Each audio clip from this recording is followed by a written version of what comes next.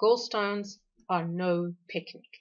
They're a sign of some seriously bad body chemistry. But a snip snip here and a snip snip there can bring relief. The official name for the procedure is a cholecystectomy using keyhole surgery. The gallbladder is removed. It's the go-to way to deal with symptomatic gallstones. It solves the problem and it's safe. Well, that's the current thinking because things still work. You still have a bile acid pool in the normal range and dietary fat absorption is, well, more or less unaffected. But your body chemistry is affected and not in a good way. To summarize what happens, you're more insulin resistant. So what's the story? Join us for this episode of Better Body Chemistry TV as we uncover the metabolic price you pay when your gallbladder is missing. Better Body Chemistry TV is brought to you by Dr. Sandy, a scientist turned gremlin buster helping you battle sugar gremlins, heifer lumps, and other health horribles through better body chemistry. Remember, small things can make a big difference to your health. So, what is your gallbladder's job? Well, its official job description is to concentrate and store bile. This means water and ions are removed and the concentration of bile salts is amplified so that when the big squeeze happens, prompted by cholecystectomy, a digestive hormone released in response to a fat meal, a big load of bile acids and FGF19 is released into the duodenum, and fat digestion begins in earnest. Now, it actually doesn't take a truckload of bile to get fat digestion sorted, but it does take copious amounts of the stuff to shift body chemistry. The bile acids let everyone know that there's been a grocery delivery. Upon receiving the message, the liver shifts gears, ceasing to be a glucose producer. Instead, it becomes a glucose consumer, shuttling the fresh supplies of sugar inside to replenish its glycogen stores. This helps minimize sugar spikes. When the gallbladder is missing in action, well, there is no bile salt spike. Instead, the bile trickles into the duodenum continuously. The trouble with this arrangement is the liver doesn't get a heads up about the grocery delivery, so it keeps churning out sugar. It's the right thing to do.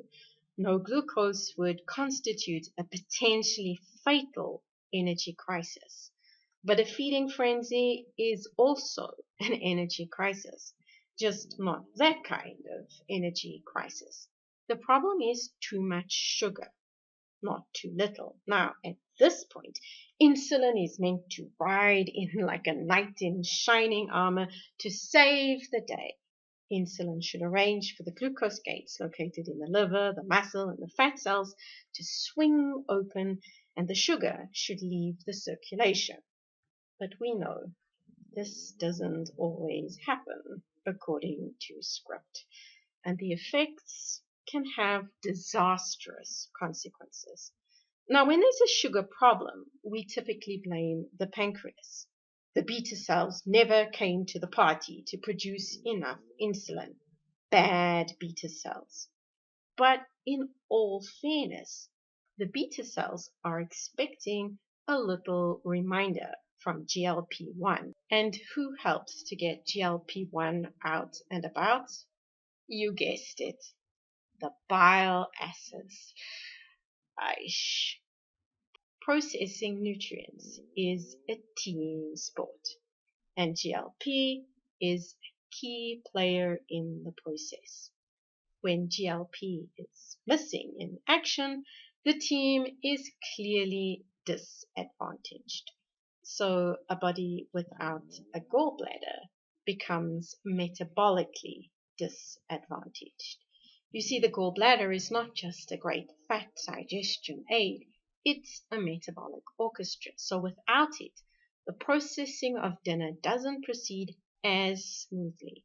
The aftermath of a cholecystectomy is not talked about much, but it typically includes weight gain, plus an increased risk of cardiovascular disease and type 2 diabetes. So do what you can to keep yours. One thing that you can do to help yours do its job: dine, don't graze. So you create bile spikes, not bile trickles. This will create better body chemistry and better health. Interested in discovering more ways to create better body chemistry or need a little help getting your body chemistry on track? Visit our website at www.betterbodychemistry.com. Browse our library, enroll in one of our courses or programs. The advice is simple to follow and based on real science, not hype. Know someone who's having gallbladder troubles?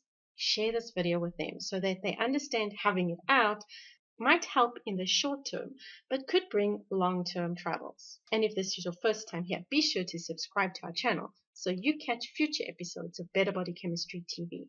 Thank you so much for watching, and I'll see you next time. Remember, small things can make a big difference to your health.